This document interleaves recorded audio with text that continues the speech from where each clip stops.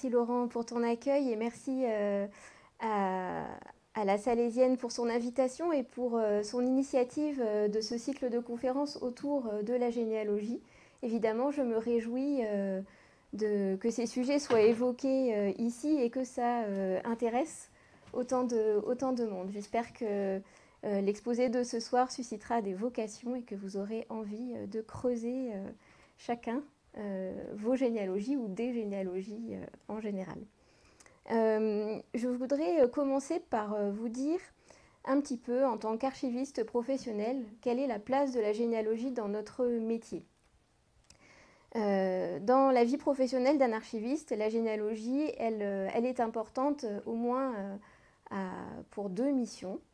La première, c'est que pour classer un fonds d'archives familial, un fonds privé, un fonds d'archives privé, si on ne s'intéresse pas, si on ne connaît pas la généalogie de la famille à laquelle on s'intéresse, en fait, on ne comprend pas les archives qu'on est en train de classer, d'inventorier, d'indexer.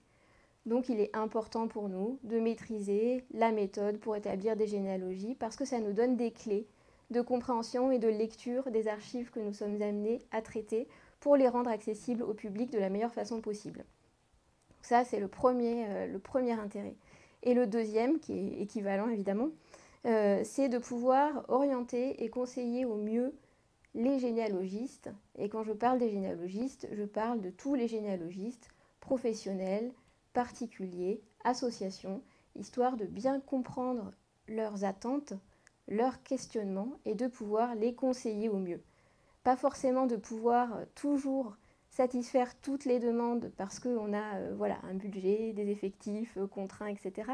Mais au moins de pouvoir être à l'écoute des questionnements et des attentes et d'apporter le meilleur conseil possible, personnalisé à chacun. Donc voilà en quoi la généalogie au quotidien, aux archives départementales, est importante.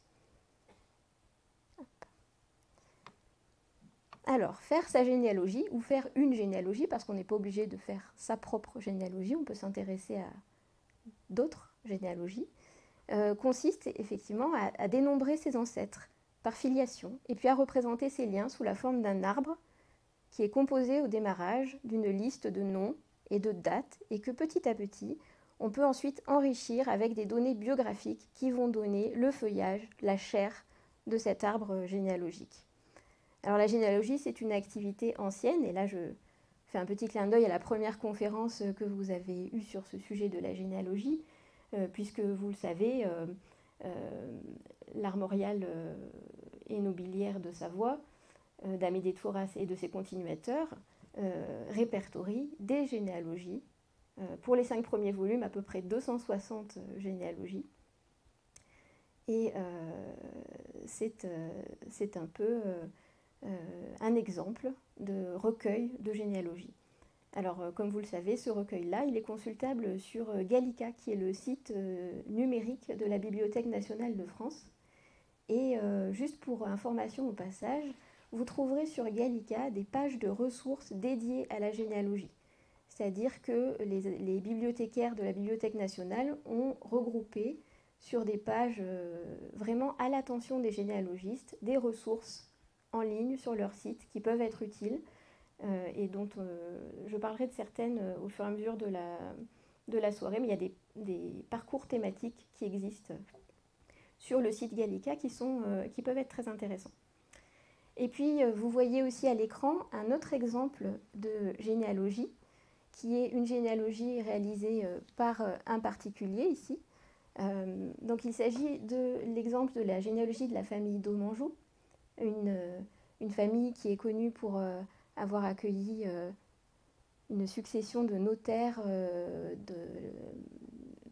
à Sevrier et Annecy. Cette généalogie a été réalisée par Jacques d'Aumanjou, qui était ingénieur des travaux publics de formation, mais qui de cœur, à mon avis, était archiviste et qui a beaucoup œuvré pour la connaissance de la généalogie familiale. Il était également membre de sociétés savantes, notamment de la Florimontane. Je vois des Florimontans dans la salle. Et en fait, il avait réalisé cette généalogie donc, à partir surtout des archives de la famille. Et il avait pour cela organisé les archives familiales d'une manière très très très structurée, ce qui me fait dire qu'il est archiviste. Par exemple, pour structurer par branche de la famille, par génération, par individu, et pour chaque individu, des sous-dossiers, état civil, études, formation, affaires personnelles, affaires professionnelles, patrimoine, succession. Vous voyez, c'est impressionnant. Et donc, ce travail considérable lui a permis de réaliser de très belles généalogies pour la branche principale des Domanjou, mais aussi pour toutes les familles alliées à cette famille Domanjou. Et la définition de la généalogie, elle ne serait pas complète si je n'évoquais pas l'état d'esprit, en fait, dans lequel on fait de la généalogie. Parce qu'il y a une notion qui est très importante dans cette science aujourd'hui, c'est la notion de recherche, d'entraide. Quand on fait de la généalogie, on contribue à la généalogie, on participe, on partage. On ne consomme pas de la généalogie toute faite qu'on peut trouver à droite à gauche. Il y a vraiment une notion d'entraide qui est très très forte dans la généalogie et qui est effectivement très agréable quand on se lance et de pouvoir partager avec la communauté des amateurs de généalogie. Alors, la généalogie est-elle réellement un des loisirs préférés des Français comme le jardinage ou le bricolage ? Alors, je vous ai mis à l'écran une de la revue française de généalogie. Alors, il ne faut pas regarder le titre du dossier principal et surtout pas faire sa généalogie avec Google, en tout cas pas seulement. Mais ce qui m'intéressait dans ce numéro en fait, du magazine, c'est qu'ils ont mené une enquête sur les chiffres de la généalogie qui est assez poussée et intéressante. Donc ils s'appuient sur un sondage qu'avait mené l'Institut IFOP en mars 2022 auprès d'un échantillon d'à peu près 1 millier d'individus. Et sur ce millier de personnes interrogées, 7 sur 10 disaient qu'ils étaient intéressés par la généalogie. Et pour autant, la moitié d'entre eux n'avaient pas encore entrepris de recherche généalogique. Un autre indicateur chiffré autour de la généalogie qui circule pas mal, c'est le nombre d'utilisateurs de grands sites commerciaux de généalogie. Ce nombre s'élevant à plusieurs millions d'individus, ce qui est toujours très impressionnant. Et si on regarde le nombre d'utilisateurs des sites internet de services publics d'archives, si on prend par exemple l'année 2021 dans le rapport annuel du service interministériel des archives de France, ce sont 18 millions d'utilisateurs qui sont allés faire des séances de recherche sur les sites internet d'archives. Donc là, on est sur des chiffres extrêmement élevés, extrêmement impressionnants. D'autres chiffres que j'ai affichés là, la Fédération française de généalogie, elle rassemblait en 2023, et les chiffres sont à peu près équivalents aujourd'hui, 157 associations et du coup 32 000 adhérents. Donc là, on est plus proche, à mon sens, du vrai nombre de généalogistes, dans le sens participant à une communauté de généalogistes, s'entraidant, contribuant et partageant le résultat de leurs recherches. Mais ce nombre d'adhérents à des associations laisse de côté tous les amateurs de généalogie qui font ça à titre tout à fait personnel, familial, de loisir, sans forcément adhérer à une association. Et on compte en France à peu près entre 600 et 700 généalogistes professionnels, dont à peu près 1 sur 5 est un généalogiste successoral, c'est-à-dire qui va chercher la dévolution des successions. Voilà. Donc, la réalité de la pratique généalogique, elle est quelque part à la croisée de tous ces chiffres. Pour revenir un petit peu à l'échelon local, je voulais vous donner quelques indications sur la généalogie aux archives départementales de la Haute-Savoie, pour vous dire que à peu près la moitié des personnes qui s'inscrivent et qui viennent consulter des documents en salle de lecture effectuent des recherches généalogiques et historiques personnelles. De même, à peu près la moitié des demandes de recherche par correspondance qui nous sont adressées concernent des recherches généalogiques et historiques personnelles. Donc on répond comme ça par correspondance à peu près à 3200 demandes chaque année. On a eu un bond de 30% de ces demandes après le Covid. Pour la salle de lecture, on est entre 800 et 900 personnes inscrites chaque année. Pour parler de notre site internet, on a en moyenne 80 000 visiteurs qui viennent réaliser à peu près 235 000 séances de travail par an. Et une très grande majorité de ces internautes sont des amateurs d'histoire familiale.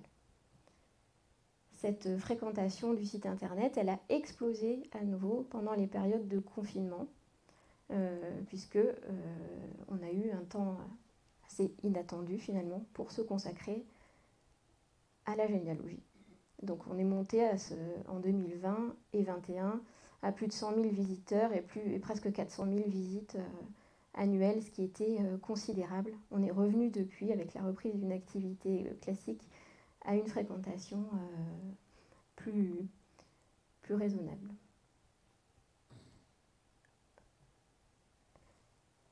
Alors, comment se repérer aujourd'hui quand on veut commencer sa généalogie dans la galaxie d'acteurs qui tournent autour de la généalogie? C'est vrai que à la fin des années 70, au début des années 80, on a connu un essor sans précédent de la pratique généalogique qui s'est vraiment diffusé dans toute la population et qui a connu un succès considérable. Et en fait, cet engouement pour la généalogie a généré la création d'associations, par exemple de la Fédération française de généalogie en 1968, qui a fondé la Revue française de généalogie en 1979, ou encore, quelques années plus tard, Généalogie Magazine en 1982, qui est aussi une des grandes revues de généalogie.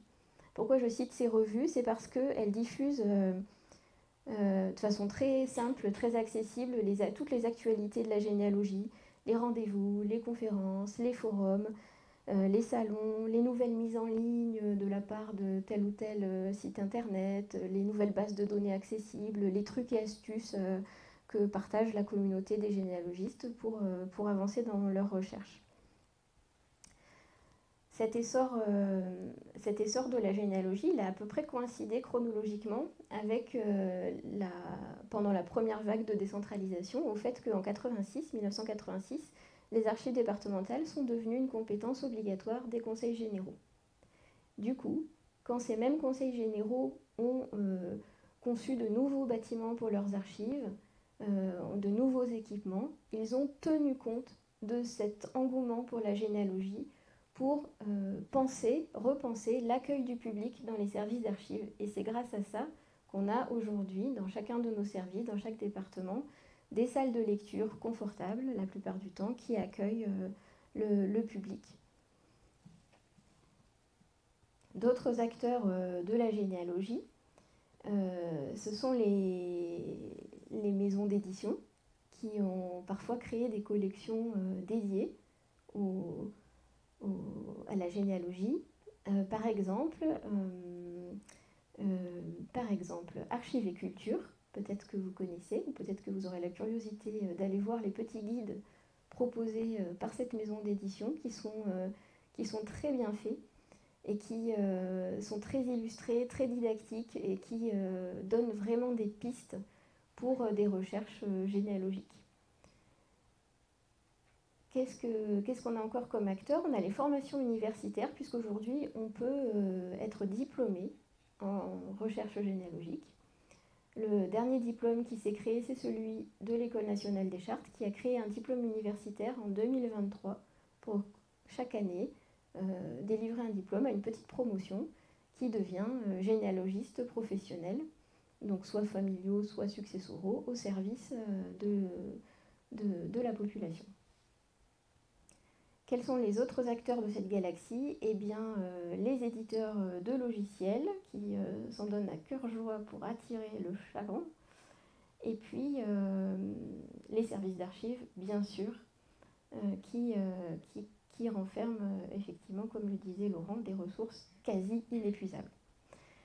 Pour la Haute-Savoie, je voulais juste insister sur la présence sur notre territoire de deux associations, donc il y en a d'autres, mais deux principales associations, que sont le Centre généalogique de Savoie, qui dispose d'antennes, de plusieurs antennes sur le territoire, qui publie une revue qui s'appelle Rameau depuis 1992, et puis une autre association qui est les Marmottes de Savoie, qui, elle, organise aussi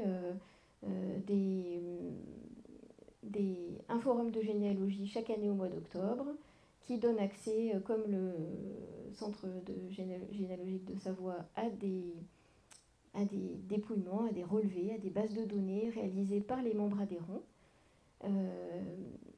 L'idée de les objectifs de ces deux associations, quand on lit leurs statuts, sont assez similaires.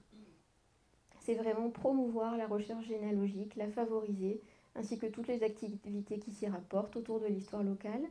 Promouvoir également l'entraide entre les chercheurs et l'accès aux adhérents à une communauté de recherche, de travail et de partage généalogique. Voilà. Donc on retrouve vraiment ces notions de réseau, de communauté, de partage qui sont fondamentales pour ces associations. Alors, si on rentre dans le vif du sujet, je voulais vous donner quelques pistes vraiment pour commencer sa généalogie. Parce que des fois, on ne sait pas juste par quel bout attraper ce problème généalogique et par où commencer. Alors la première chose peut-être, c'est de se poser la question de finalement sur quoi va porter la recherche. Est-ce que je vais m'intéresser à l'ascendance directe, c'est-à-dire est-ce que je veux remonter de père en fils le plus vite possible, le plus loin possible, sans m'occuper des collatéraux, des frères et sœurs, etc. Ou bien est-ce que je vais m'intéresser à un quartier en particulier, à une branche, etc. Donc ça dépend pas mal du temps qu'on peut consacrer à la recherche. Et en tout cas, c'est bien de se fixer un objectif au départ, quitte à avoir plusieurs recherches successives, mais au moins avoir un objectif raisonnable pour se lancer. Hop. Donc pour mémoire, les grands-parents, c'est les 4 quartiers, les arrière-grands-parents, les 8 quartiers, et ainsi de suite quand on remonte. Ensuite, donc une fois qu'on a circonscrit le périmètre de sa recherche, on va on va choisir et on va s'y tenir ensuite à un mode de saisie et puis de conservation des données qu'on va relever. C'est-à-dire que est-ce qu'on choisit de tout noter sur des fiches Bristol, classiquement, ou bien est-ce qu'on utilise l'outil informatique? Et si on utilise l'outil informatique, est-ce qu'on se fait sa propre petite base de données? Est-ce qu'on utilise un logiciel gratuit, payant, en ligne, qu'on installe sur son ordinateur? Voilà. C'est juste des questions à se poser avant de se lancer pour savoir quelle méthode en fait on va utiliser. Il n'y a pas il n'y a pas une méthode meilleure qu'une autre, c'est juste qu'il faut se poser la question et puis choisir ce qu'on veut pour facilement relever les informations et puis surtout pour les retrouver facilement après. Alors aujourd'hui, on a le choix entre de nombreux logiciels de généalogie qui proposent beaucoup de fonctionnalités, de plus en plus de fonctionnalités. Par exemple, la géolocalisation, l'accès directement depuis le logiciel à certaines bases de données, le tracé automatique de l'arbre au fur et à mesure que les informations sont saisies dans le logiciel, l'ajout de photographies, ce qui est toujours sympathique sur un arbre généalogique. Et puis, Laurent évoquait le sujet tout à l'heure, depuis peu, les promesses de l'intelligence artificielle nous font rêver. Les éditeurs de logiciels annoncent les premières expérimentations d'aide, de rédaction assistée de notices généalogiques à l'aide de l'intelligence artificielle, ou bien des expérimentations de transcription automatique à partir d'une image, d'un acte, d'un document numérisé. Voilà, donc ça c'est clairement encore à l'étape d'expérimentation. mais un jour, pourquoi pas, ce sera des outils répandus et intéressants. Ce qui est plus avancé aujourd'hui, c'est le travail de ces éditeurs de logiciels autour de l'accessibilité. C'est-à-dire qu'il y a eu quand même un gros effort de fait de leur part sur la partie ergonomique des logiciels. Par exemple, proposer le logiciel sur tablette avec des interfaces très faciles à prendre en main, même quand on n'est pas forcément très familier avec l'outil informatique et que voilà, ça nous barbe un peu. Et bien là, on a des interfaces plutôt simples d'utilisation qu'on prend facilement en main et avec lesquelles on se sent vite très à l'aise. Ensuite, une fois qu'on a choisi le périmètre de sa recherche, sa méthode de travail, on va d'abord consulter autour de soi les membres de la famille et les archives familiales. Alors pourquoi ?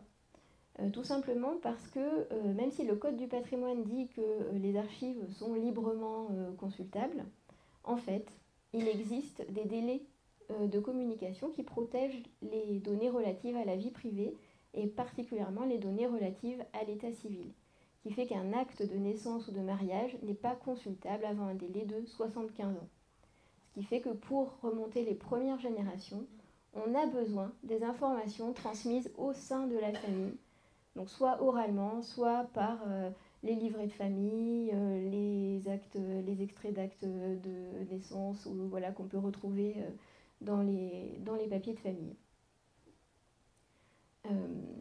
Donc on a vraiment besoin de ces archives familiales et puis de la mémoire familiale pour tout ça. Il ne faut pas oublier non plus l'intérêt pour des faire-part, des photos de famille, surtout quand elles sont légendées et annotées, des vieilles cartes d'identité qui ont pu être gardées, des diplômes, etc. Tout ce qui pourra permettre de retrouver les dates et les lieux de naissance, mariage, décès, disons des 2 premières générations ascendantes. Une fois qu'on a ça, on a vraiment une base solide pour continuer et poursuivre la recherche. Alors, j'ai mis se rendre dans les cimetières. Oui, alors ça peut être pratique. Pour retrouver par exemple une année de naissance ou de décès, ou le nom, faire la différence entre un nom d'épouse et un nom de jeune fille. Voilà, ça peut vraiment parfois être la solution. Il faut savoir que du coup, les communes conservent un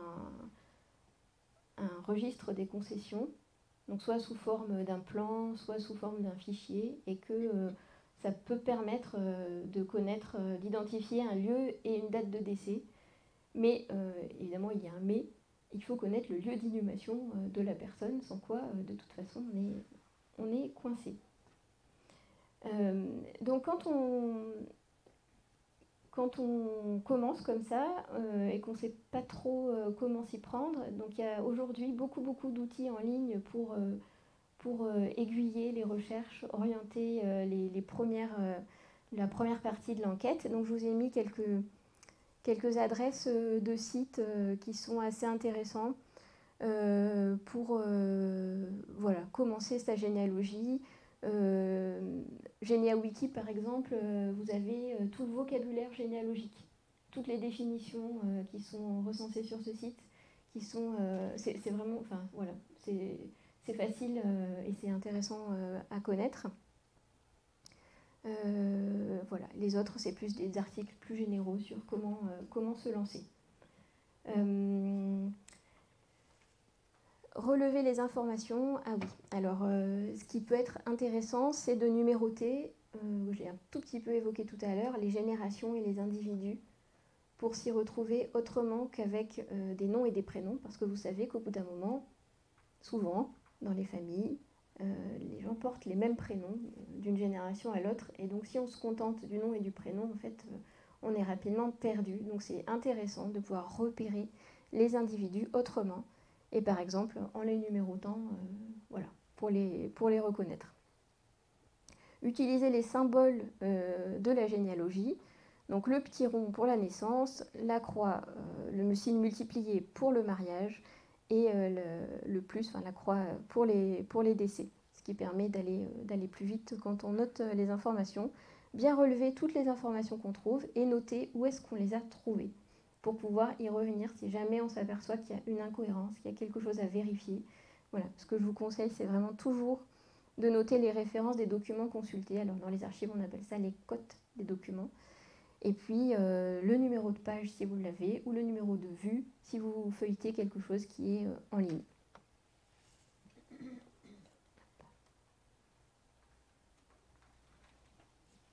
Alors toujours pour bien commencer sa généalogie, des petits outils qui peuvent être pratiques à connaître. L'INSEE a rendu public il y a quelques années en arrière l'ensemble du fichier des personnes décédées depuis 1970. Et des internautes ont élaboré des bases de données, des petits formulaires de recherche dans ces informations rendues publiques par l'INSEE. Ce qui fait que là, je vous ai mis une adresse pour aller sur ce petit formulaire de recherche qui permet de retrouver n'importe quel décès depuis 1970 en France. Donc ça peut être extrêmement pratique quand vraiment on coince, qu'on n'a pas de documents chez soi pour nous aider et que voilà, on peut vraiment bien s'en sortir. Voilà. Après, pour des actes de moins de 100 ans, parce que j'en suis toujours bloquée sur mes premières générations, on peut faire des demandes d'actes en mairie en passant par des formulaires qui demandent un certain nombre d'informations et puis quand on les remplit, après la commune envoie l'acte demandé. Et puis voilà, j'ai mis un certain nombre d'outils, mais vous aurez le support, je pense, après la conférence, vous pourrez aller voir par vous-même et tester voilà, des petits outils vraiment très pratiques comme ce fichier de l'INSEE, comme le convertisseur entre le calendrier révolutionnaire et le calendrier républicain, qui est extrêmement pratique à connaître, et puis voilà, des petites astuces comme ça. Donc ça, c'est des petits conseils assez classiques. Et maintenant, j'aimerais aller sur quelque chose d'un peu plus dans l'actualité pour pouvoir vous donner des petits conseils pour gagner du temps. Maintenant qu'on est à l'heure d'Internet, on a quand même moyen de gagner du temps quand on commence sa généalogie.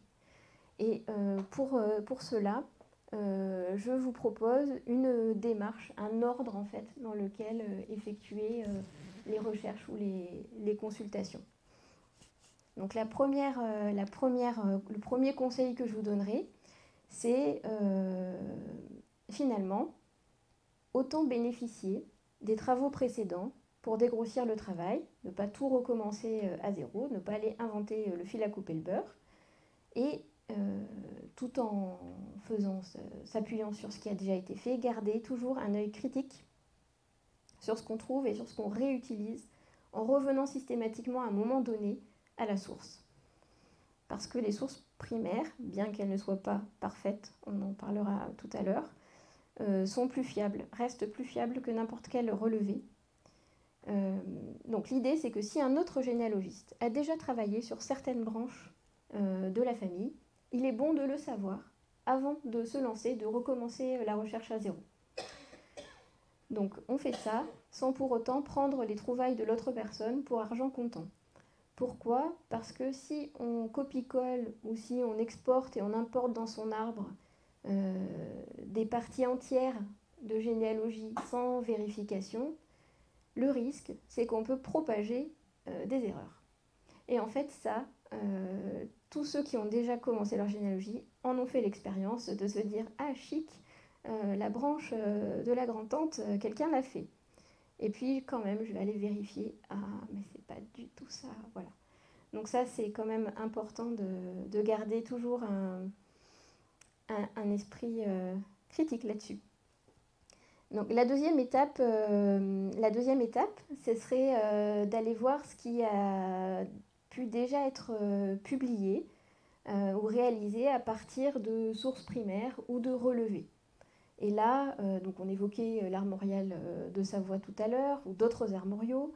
Il faut aussi se tourner vers les publications et les revues des sociétés savantes de Savoie et de Haute-Savoie, parce que là, on a une mine d'articles, de monographies, de nécrologies, etc., qui donnent énormément d'informations qui sont précieuses. Et puis, pour vous donner quelques exemples de ces publications, donc j'en ai choisi deux.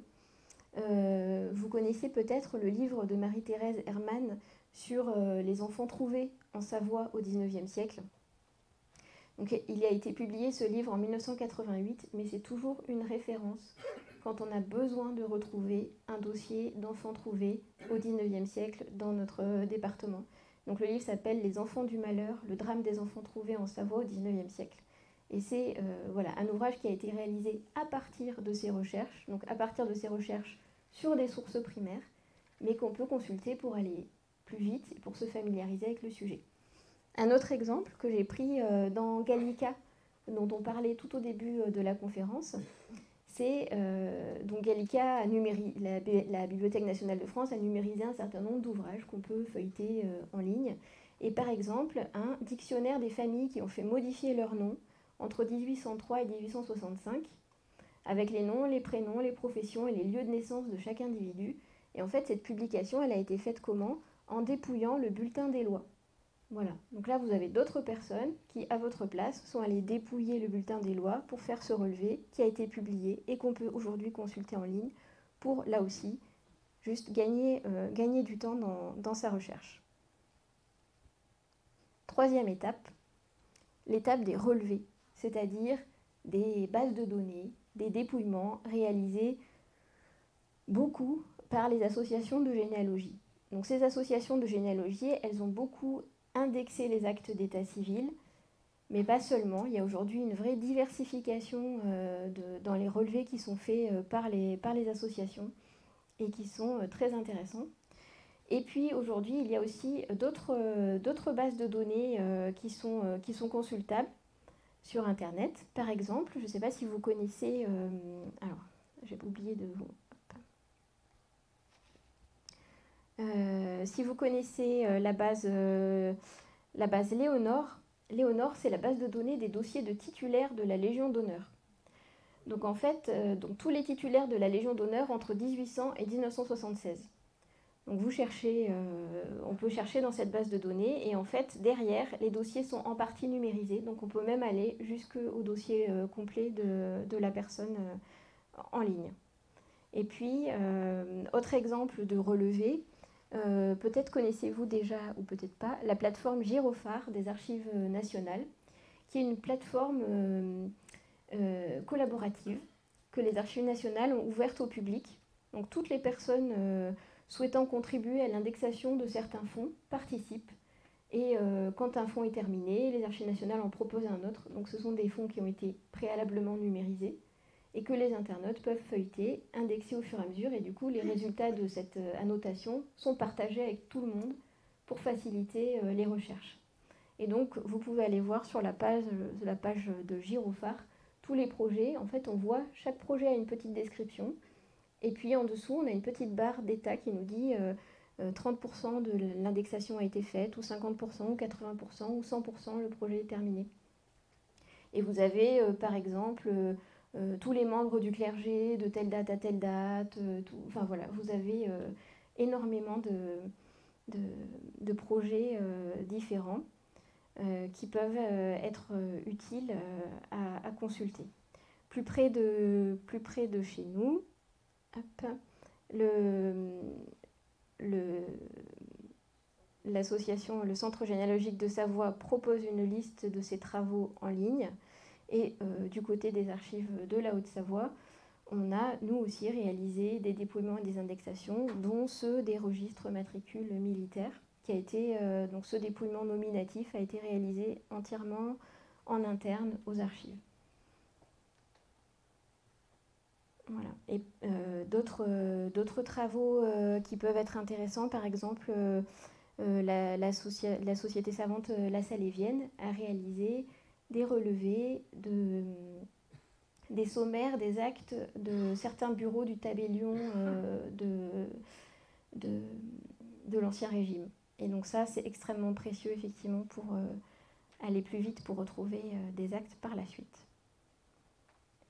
Mais pour terminer, je voudrais, voilà, une fois qu'on a passé ces étapes-là, c'est quand même toujours très intéressant de revenir aux sources primaires et de consulter les archives, qu'elles soient numérisées ou pas, pour vérifier les informations et puis surtout en trouver de nouvelles et améliorer, approfondir sa recherche.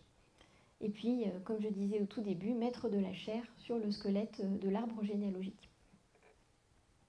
Alors voilà,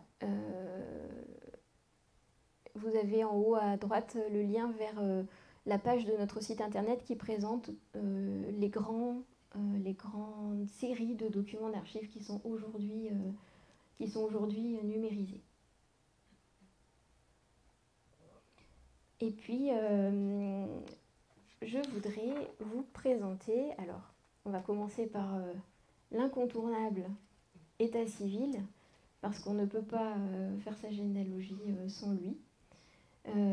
Et donc j'ai essayé là je vais vraiment me focaliser sur la situation en Haute-Savoie pour vous donner quelques clés. Et puis j'ai aussi regardé quelles étaient les questions qui nous étaient le plus souvent posées par les usagers pour voilà, essayer de vous donner quelques billes au sujet de ces registres paroissiaux et d'état civil. Alors d'abord, ce qu'il faut savoir, c'est que pour retrouver facilement un acte, il vaut mieux connaître le nom de la commune où il a été dressé. On a énormément de questions sur ce sujet. Non, sur un site internet classique d'archives départementales, on ne peut pas retrouver un acte d'état civil juste avec le nom de la personne, parce qu'il n'y a souvent, le plus souvent, pas d'indexation nominative sur nos sites des actes d'état civil.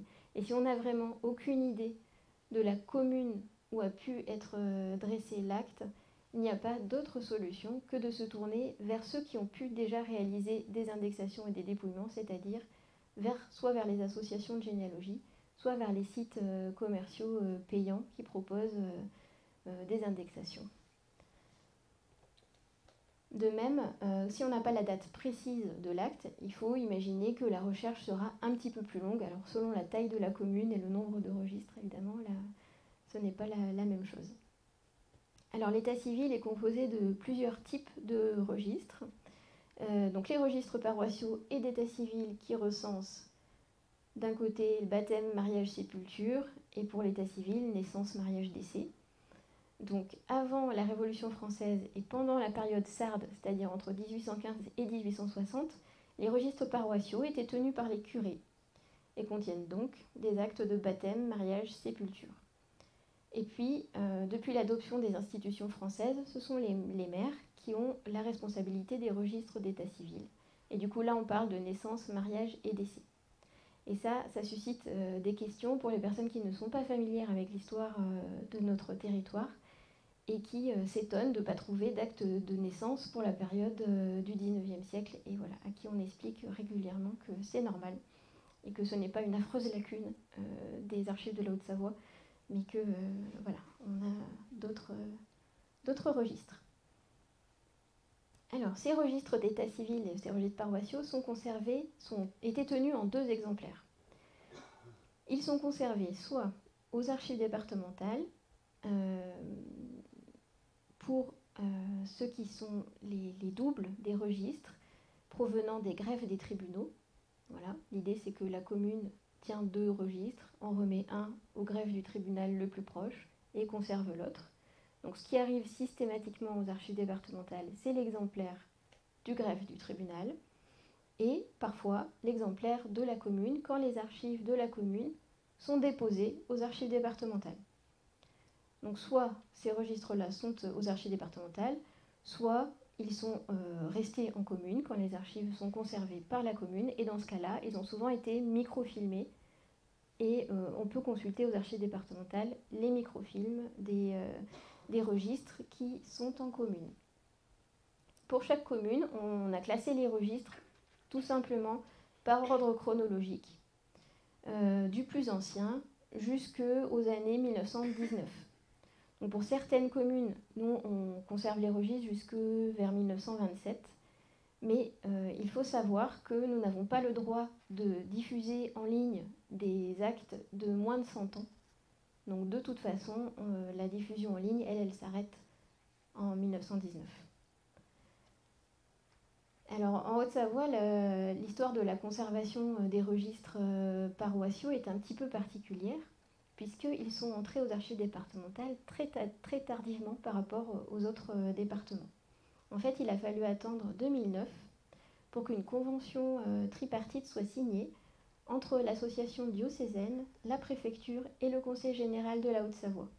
Le but de cette convention était de rassembler et de faire entrer aux archives départementales les registres paroissiaux antérieurs à 1792, qui étaient jusque-là soit conservés à l'évêché, soit encore dans les presbytères, dans le but évidemment de les mettre à disposition du public.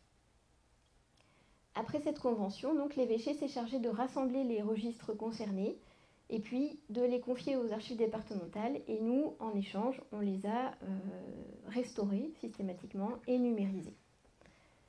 Donc au total, c'est 1167 registres qui couvraient les années 1537 à 1838 qui ont intégré à ce moment-là, par le biais de cette convention, les archives départementales de la Haute-Savoie. Et les derniers registres, une fournée quand même de 340 registres, sont entrés en septembre 2022. Donc il faut imaginer que par rapport à d'autres départements où, après la loi de 1905, tout est entré d'un coup dans les archives départementales, et bien nous, non, c'était entre 2009 et 2022. Donc beaucoup plus tard que dans d'autres départements. Alors on a parfois des questions sur la période chronologique couverte par les registres paroissiaux et d'état civil.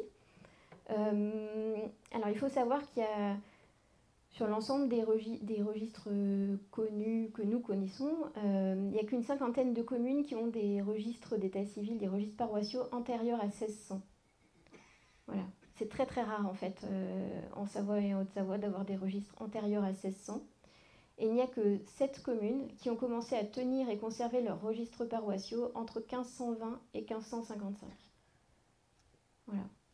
Donc pas beaucoup. Donc ces 7 communes, c'est Mieuxy, Montmain, Rumilly-sous-Cornillon, Samoin, Nonglard, Menton et Sixtuer à cheval. À Annecy, les registres paroissiaux sont conservés depuis 1573. C'est pas mal. Mais voilà, c'est pour vous donner une idée de la chronologie, parce que parfois on remonte dans l'état civil et puis on est forcément bloqué, parce qu'à un moment donné, on n'a plus tout simplement les registres.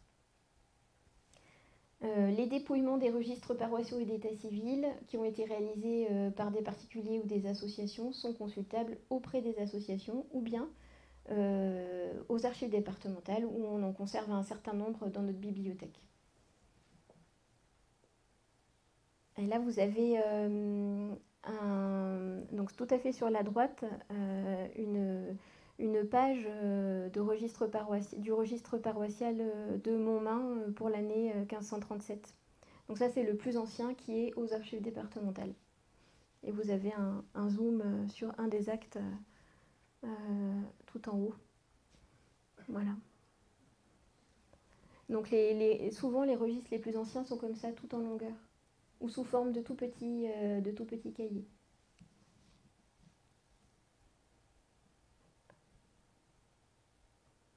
Alors, deux particularités de l'état civil,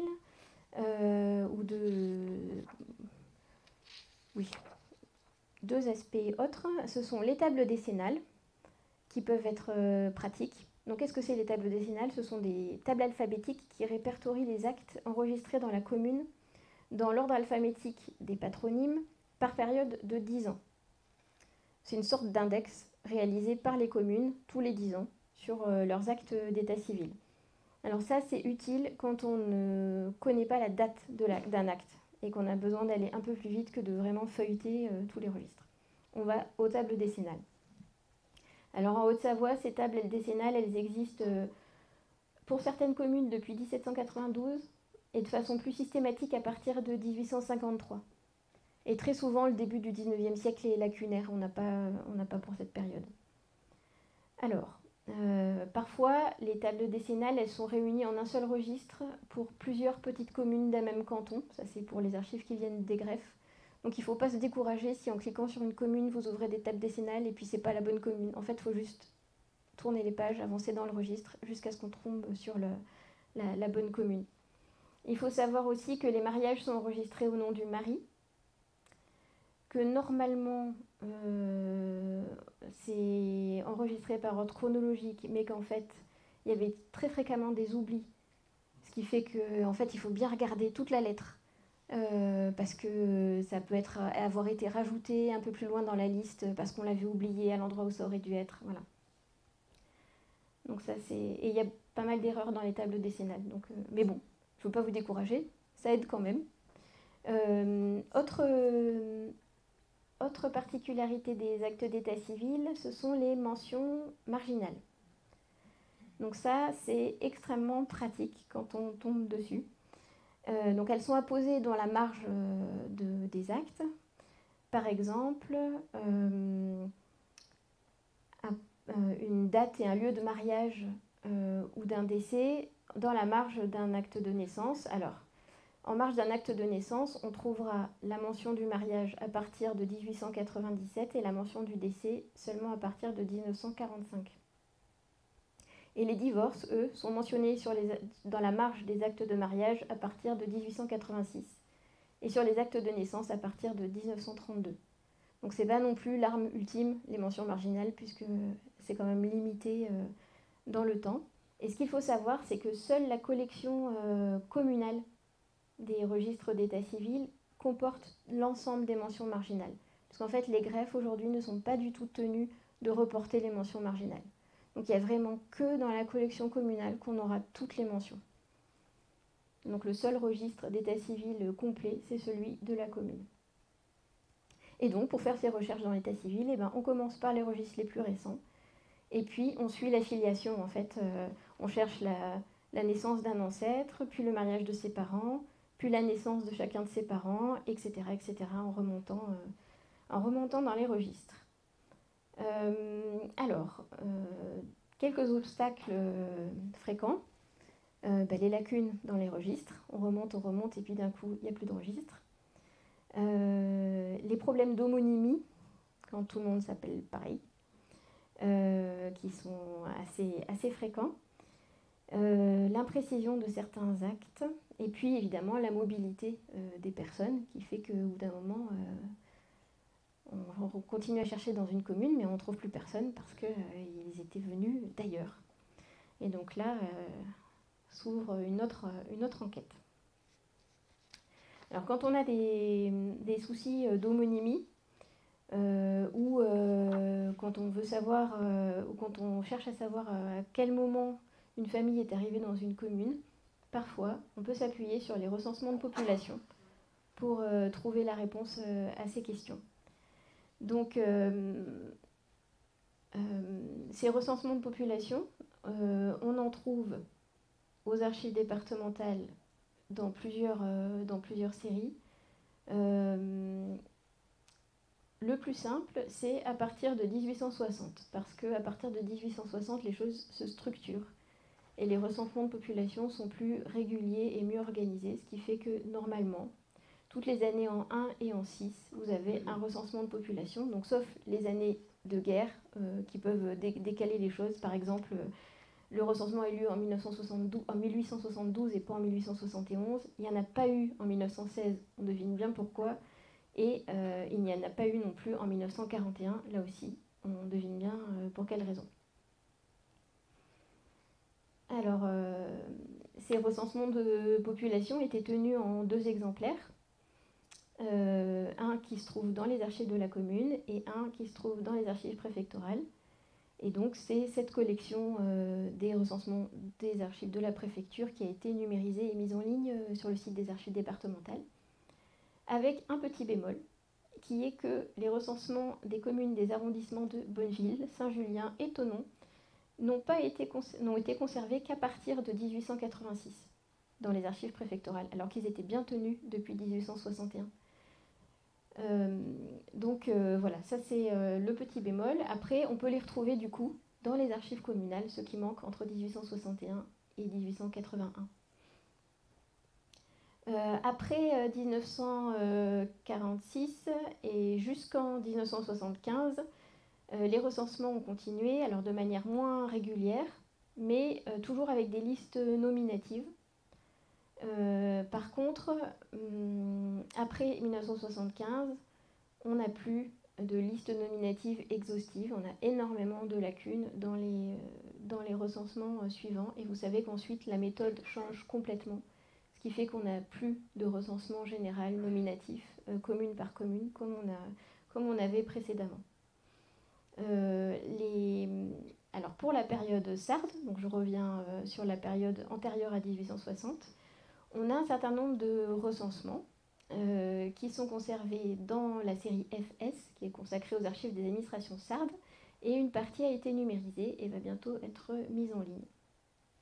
Et on a la même chose mais de façon très partielle, pour la période révolutionnaire. Par exemple, on a des listes très complètes pour le district de Cluses. Je ne sais pas pourquoi lui et pas les autres, mais en tout cas, voilà, on a parfois de bonnes surprises pour certaines communes. Alors, ce qu'il faut, des petits trucs et astuces sur les recensements de population. Que puis-je vous dire? Voilà, la difficulté. Bon, il y a plusieurs difficultés. Mais la principale difficulté, c'est que pour chaque commune, le recensement se fait dans un ordre topographique. C'est-à-dire l'agent recenseur passe dans un quartier, dans une rue, dans une maison ou un immeuble, et il recense les familles qu'il voit à ces adresses-là. Donc, si on ne connaît pas l'adresse des personnes dont on souhaite vérifier la présence sur le recensement, eh bien on est obligé aujourd'hui de feuilleter tout le recensement. De la même façon, les informations recueillies sur chaque famille ou chaque individu, elles changent selon les recensements, selon les périodes. Donc là, vous avez par exemple un extrait d'un recensement de 1848, où vous voyez qu'en plus, alors l'âge, toujours à prendre avec beaucoup de précautions dans les recensements de population, parce que c'est fait un peu au pifomètre.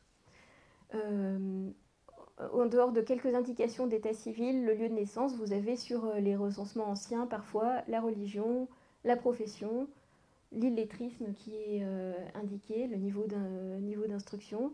Et puis là, pour 1848, on a aussi les émigrations saisonnières ou périodiques qui sont indiquées, ce qui fait quand même des informations assez riches pour ces documents. Mais à cette période, rien n'est vraiment fixé. En fait, d'un recensement à l'autre, on ne trouve pas les mêmes informations. Alors à nouveau, je vais vous parler brièvement des apports possibles de l'intelligence artificielle, puisque donc je signalais la difficulté à retrouver une famille si on ne connaît pas son adresse de la période concernée. Eh bien, il y a un projet à l'échelle nationale qui s'appelle le projet SOCFACE, qui est un projet de reconnaissance automatique des caractères manuscrits des recensements de population, dans l'idée de proposer au public une recherche en plein texte, en fait, sur les images numérisées, donc par les noms, les patronymes, voilà. Donc pour réaliser ce projet, tous les services d'archives départementales de France ont fourni à une équipe d'universitaires et de chercheurs l'ensemble des images numérisées des recensements de population. Et en fait, l'équipe de chercheurs est en train d'entraîner une intelligence artificielle à reconnaître les caractères manuscrits sur ces documents-là. Alors c'est évidemment une entreprise très longue et très compliquée, hein. Ça fait 1 an et demi maintenant que l'ordinateur travaille pour essayer de reconnaître les choses, et c'est compliqué par le fait que les patronymes, c'est pas forcément la chose la plus simple à lire et à apprendre pour un ordinateur. Voilà. Donc voilà, c'est un peu compliqué, mais c'est un projet intéressant qui va peut-être changer la façon de chercher d'ici quelques années. Et en tout cas, nous, on y participe et on attend de voir ce que donneront les résultats. Alors un autre incontournable de la généalogie, ce sont les recensements militaires. Alors, les recensements militaires,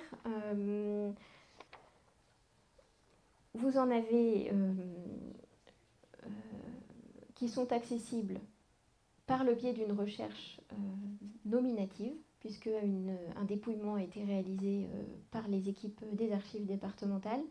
Donc là, vous pouvez chercher par nom, prénom, classe, numéro de matricule, et puis obtenir directement la bonne fiche matricule qui comporte plein d'informations vraiment très intéressantes pour la généalogie, non seulement l'état civil, l'histoire du parcours militaire, le détail des services, le corps d'affectation par exemple, mais aussi une petite partie sur le signalement physique du conscrit, et puis une autre partie sur ses adresses successives, même une fois démobilisé, ce qui peut quand même aiguiller pas mal de recherches.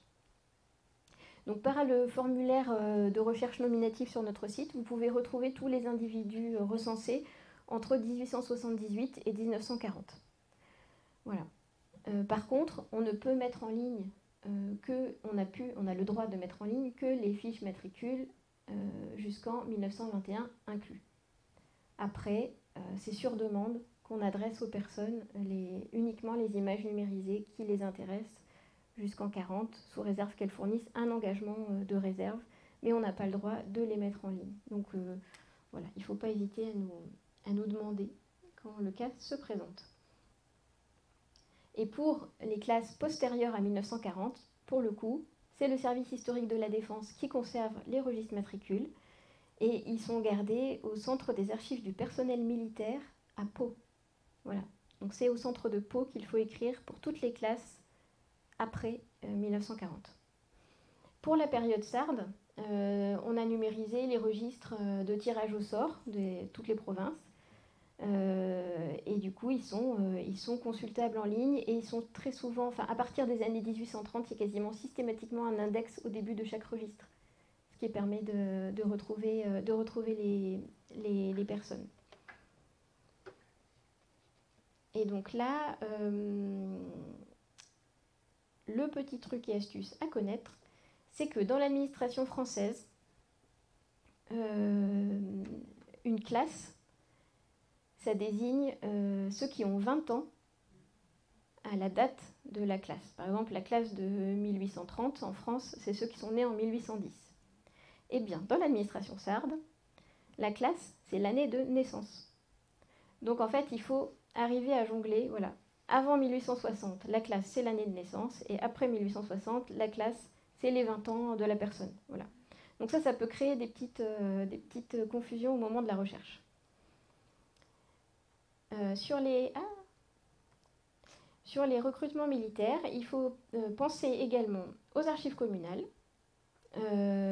où on a parfois des recrutements militaires plus complets que... Pardon, hop, je vous montrerai après. Où on a parfois des recrutements militaires, des listes complémentaires et pour des périodes qui ne sont pas concernées par ce qu'on a au département. Et puis pour les périodes antérieures à la Révolution, la fameuse consigne des mâles, dont vous avez peut-être déjà entendu parler, ordonnée par Victor Emmanuel II en 1713, qui recense les hommes pour la formation des régiments provinciaux. Et donc ces documents-là sont conservés pour le Faucigny de manière assez complète, de manière partielle pour le Genevois, uniquement pour les communes de la lettre A à la lettre C et pas les autres, et pas du tout pour le Chablais. Voilà. Donc ça, c'est des choses. Donc c'est des documents qui ont été numérisés aussi récemment et qui seront aussi disponibles en ligne bientôt. Et puis, quand on ne trouve pas son ancêtre dans les fiches matricules d'un département où on pense qu'il a vécu ou qu'il est né, il y a plusieurs possibilités pour le retrouver. D'abord, se dire que finalement, il a peut-être été recensé dans un autre département, et donc passer par des bases de données nationales pour le trouver, comme le Grand Mémorial, qui permet de faire une recherche nominative sur tous les registres matricules militaires qui ont été indexés en France. Donc ça ne représente pas tous les départements, mais quand même une très grande partie. Ou bien se dire, mais finalement, est-ce que ce n'était pas un officier et du coup, se tourner vers le service historique de la Défense, qui a un site internet extrêmement bien fait lui aussi pour la généalogie, avec différents types de dossiers que l'on peut chercher dans leurs archives. Et à travers une base unique, on peut interroger à peu près 2 millions de dossiers individuels pour faire ces recherches. Et là aussi, c'est une vraie mine pour la généalogie. Donc il y a 3 grands ensembles dans ce qui est conservé par le service historique de la Défense. Il y a d'une part les dossiers de carrière ou de pension des officiers, de toutes les armées et de la gendarmerie, qui sont conservés à Vincennes. Il y a un deuxième ensemble, qui sont les dossiers de demande d'homologation pour faits de résistance, ainsi que les dossiers des déportés et internés de la résistance, qui eux sont conservés à Caen, mais qu'on peut interroger par cette même base unique. Et le troisième et dernier ensemble, qui est aussi conservé à Caen, c'est les dossiers de mort pour la France et de victimes civiles de guerre et des prisonniers de la Seconde Guerre mondiale. Et donc tout ça, on peut l'interroger facilement depuis le site du service historique de la Défense, et c'est vraiment une mine vraiment intéressante. Donc je vous ai mis l'adresse ici. Hop, et puis le formulaire tout simple, vraiment, qu'on remplit d'abord de façon très simple, et après on affine la recherche en choisissant plus précisément, plus finement dans quel ensemble on souhaiterait orienter ses recherches. Encore une grande typologie de sources qui sont les actes notariés. Donc les minutes des notaires qui sont classées aux archives départementales de Haute-Savoie dans la sous-série 2E. Et on peut chercher des minutes de notaire, soit parce qu'on connaît le nom du notaire, soit parce qu'on sait où était l'étude à laquelle pouvait s'être adressée la famille. Donc on a vraiment ces deux clés d'entrée, le nom du notaire ou le lieu de l'étude, pour faire une recherche, pour savoir au moins s'il y a des minutes conservées aux archives départementales. Alors les minutes de notaire elles-mêmes ne sont pas du tout numérisées, ou très peu en tout cas. On numérise prioritairement celles qui sont antérieures à 1700, c'est-à-dire celles qui précèdent l'établissement du tabellion d'Ancien Régime, c'est-à-dire de l'enregistrement des actes des notaires auprès des bureaux du tabellion. En fait, ce formulaire de recherche permet juste de retrouver les références des documents qu'on peut venir consulter en salle de lecture.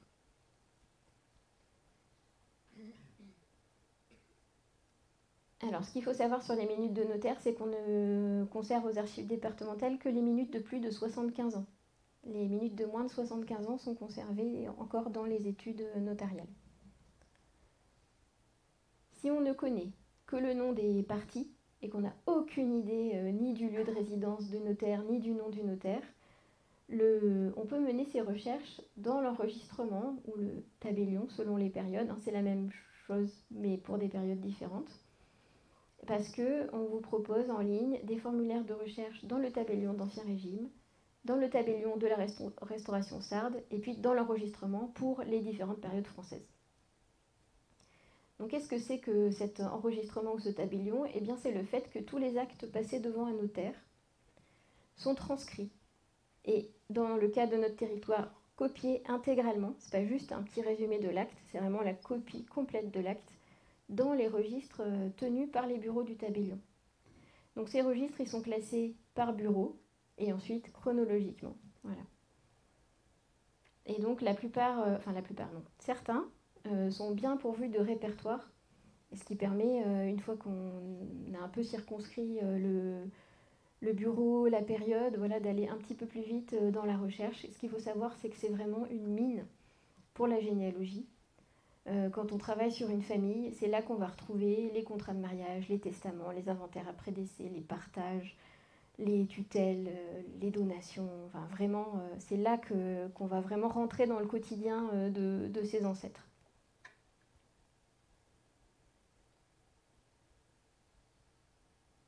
Donc, je ne vais pas m'étendre trop. Vous pourrez aller voir les formulaires de recherche en ligne.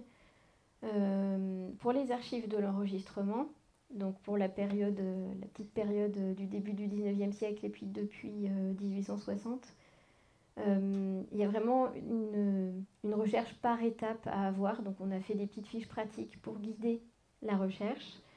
Et ce qu'il faut savoir, c'est qu'en ligne, vous pouvez consulter les tables et les répertoires en gros. Et les actes eux-mêmes, les registres avec les transcriptions des actes, eux, ne sont pas numérisés. C'est un volume tellement énorme que voilà, c'est pas envisageable tout de suite. Mais eux sont consultables en salle de lecture.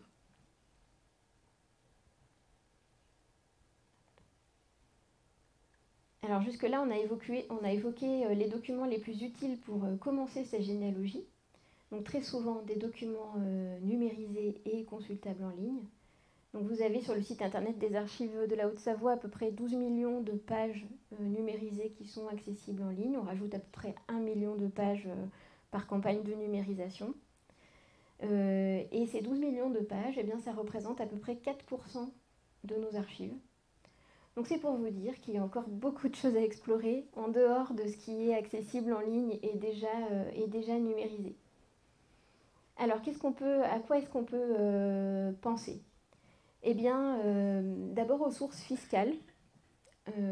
Quand il n'y a pas, par exemple, de recensement de population, eh bien, on peut aller voir les rôles des impôts.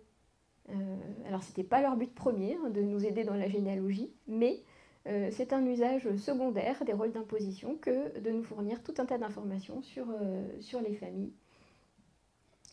Et là, je vous donnerai dans le texte que je remettrai aux organisateurs la référence d'un article d'Hélène Vialet dont on parlait tout à l'heure, qui est paru dans la revue savoisienne en 2002, qui s'appelle « Essai d'inventaire des sources démographiques statiques ».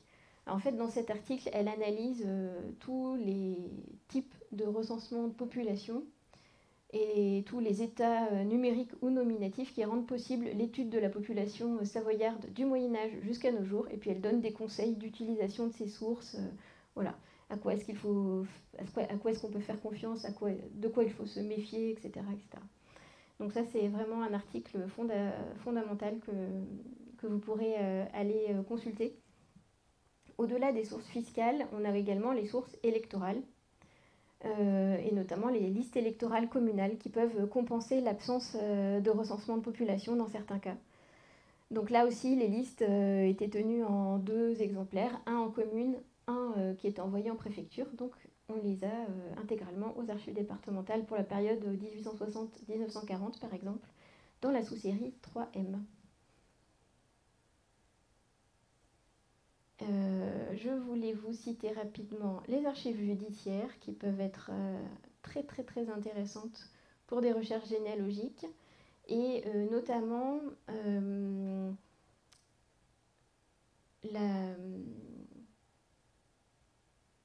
vous soulignez l'intérêt des archives des justices de paix parce que c'est une juridiction une juridiction de proximité qui existait dans chaque canton et qui traitait à la fois les affaires civiles, commerciales et de police. Enfin, le petit correctionnel passait aussi devant les justices de paix.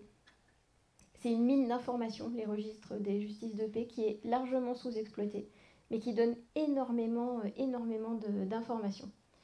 Par exemple, sous l'appellation acte civil, on peut retrouver des procès-verbaux de conciliation, des prestations de serment, des procès-verbaux d'enquête, de vente, des déclarations d'incendie, des conseils de famille, des actes d'émancipation de mineurs, enfin vraiment une mine pour la généalogie, facilement accessible parce que extrêmement bien écrit en général. Enfin, voilà. Donc ça c'est vraiment une source qui mériterait d'être davantage exploitée. Et parce que, et juste je fais un point parce qu'on nous pose beaucoup la question en ce moment des archives des tribunaux d'exception après la Seconde Guerre mondiale. Pour vous préciser que, donc après la Seconde Guerre mondiale, il y a 2 tribunaux d'exception qui fonctionnent à Annecy, entre novembre 1944 et juin 1945. Et alors, la petite subtilité, c'est que les arrêts prononcés par la Cour de justice et la Chambre civique sont bien conservés aux archives départementales de la Haute-Savoie. Par contre, les dossiers de procédure sont aux archives départementales de la Savoie, à Chambéry. Voilà. Parce qu'ils ont été versés par la Cour d'appel de Chambéry. Donc c'est pour ça que ça se trouve là-bas. Autre typologie de sources, donc c'est celle que vous voyez à l'écran, qui sont les archives des écoles. Donc vous trouverez notamment dans la sous-série 1T aux archives départementales de la Haute-Savoie, mais en fait la série T, c'est toujours celle où vous trouvez les archives des écoles dans tous les départements où vous serez amené à faire des recherches, avec à la fois dans cette série T des archives de la préfecture, de l'inspection d'académie, et puis des archives par établissement scolaire pour le secondaire et le primaire, avec en particulier les registres matricules des maîtres et des élèves, ou les registres d'appel journaliers quand on n'a pas les registres matricules. Parfois des registres d'inscription, de notes, des résultats d'examen parfois. Voilà. Et donc là, vous avez un exemple de registre matricule pour une école primaire, avec un certain nombre d'informations sur les élèves, y compris des appréciations parfois très tranchantes sur les enfants. Voilà. Mais qui sont des... Voilà, ils ne sont pas toujours très sympas dans leurs appréciations, mais c'est comme ça. Après, juste pour vous signaler que aux archives départementales, on conserve aussi un certain nombre de dossiers individuels. Par exemple, des dossiers de carrière d'instituteurs et des dossiers individuels d'enfants aidés par l'aide sociale à l'enfance. Donc ces typologies de dossiers-là, par exemple, on dispose, nous, en interne aux archives, de dépouillements exhaustifs. On sait exactement tous les dossiers qu'on a. Donc c'est des choses qu'on n'a pas le droit de diffuser sur Internet, mais il ne faut pas hésiter à nous interroger et on vous dira tout de suite si oui ou non on a un dossier qui correspond à la recherche. On conserve également des dossiers de carrière pour des postiers, des douaniers, des agents de la préfecture, des notaires, des huissiers. Voilà. Donc pas hésiter au moins à poser la question. Ces fonds ne sont pas exhaustifs, on n'a pas tout, mais on en a une partie et donc n'hésitez pas à demander. Et puis au-delà de ça, on pourrait parler longtemps de toutes les archives relatives au mouvement de population, registre de délivrance de passeports, dossier de surveillance des étrangers, dossier des réfugiés rapatriés de la Première Guerre mondiale qui passent par la Haute-Savoie à un moment donné de leur périple. Et puis les archives privées, familiales, qui sont aussi une mine parce que en fait, une famille qui a conservé ses archives depuis le XVIe siècle jusqu'à aujourd'hui sur un petit coin de territoire de la Haute-Savoie et qui les confie aux archives départementales, et bien cette famille, elle est alliée à 5, 6, 7, 10 familles du secteur et du coup, eh bien, c'est 10 généalogies qui peuvent avancer d'un coup grâce à la conservation de ce fonds-là. Et je citerai encore, pour terminer, les titres de presse, puisque dans la bibliothèque des archives départementales, vous trouvez à peu près 2600 titres de presse locale, depuis le tout début du XIXe siècle, dans lesquels aussi on peut trouver énormément d'informations utiles à la généalogie. Je crois que j'ai été trop bavarde, du coup, je passe peut-être sur la suite, pour arriver à la conclusion. Hop. Vous retrouverez de toute façon, je laisserai ma présentation pour que vous voyez tout ça. Je voulais juste vous montrer que des services d'archives à votre disposition, il y en a plus de 800 sur le territoire. Voilà, tous unis pour donner accès le mieux possible aux sources que nous conservons. J'ai remis un petit récapitulatif sur l'accès aux archives, puisqu'on a quand même beaucoup de questions à ce sujet, parce que ce n'est pas simple, et les archivistes aussi se posent souvent des questions à ce sujet. Donc vous aurez ici l'accès à un petit outil qui s'appelle Haddoc, qui permet de savoir si on peut avoir accès à un document, à quelles conditions, etc. C'est un jeu de questions-réponses, en fait. Vous répondez aux questions et ça vous oriente, ça vous dit oui, vous pouvez avoir accès, oui, mais seulement en faisant une demande de consultation sur dérogation, ou non, vous pourriez y avoir accès à tel moment, voilà. Donc ça, c'est un petit outil pratique. Et le tableau d'à côté, ça indique qu'est-ce qu'on a le droit de diffuser ou pas sur le site internet. Parce que ce n'est pas du tout la même chose, la possibilité de consulter sur place en salle de lecture et la possibilité de diffuser en ligne. On n'a pas les mêmes délais à respecter. Et parfois, voilà, les usagers ne comprennent pas qu'on applique un délai différent à la diffusion en ligne et à la consultation en salle de lecture, mais ça, c'est juste l'application en fait de la loi. Et puis, dernière slide sur la réutilisation des archives. Ici, le département de la Haute-Savoie a adopté un principe de gratuité de la réutilisation des informations publiques. Voilà, la réutilisation est tout à fait possible dans le respect du droit d'auteur et du droit à l'image, qui sont les deux autres grands droits à bien respecter. Voilà, et pour terminer, eh bien, je dirais que pour débuter sa généalogie, l'idéal, c'est de consulter un petit peu les outils que je vous ai indiqués, de peut-être vous rapprocher d'une association de généalogie si vraiment vous avez envie d'échanger, Peut-être, si vous n'osez pas vous lancer, de vous inscrire à un atelier organisé par les archives départementales pour mettre en pratique en fait un début de recherche généalogique. Et en conclusion, un deuxième conseil qui est que si vous vous retrouvez coincé dans vos recherches, il ne faut surtout pas hésiter à nous écrire. On ne peut pas mener une recherche à la place des usagers, on n'est pas du tout assez nombreux pour ça, mais on peut vous aiguiller et on conseille très très volontiers toutes les personnes qui nous contactent. Voilà, je vous remercie de votre attention.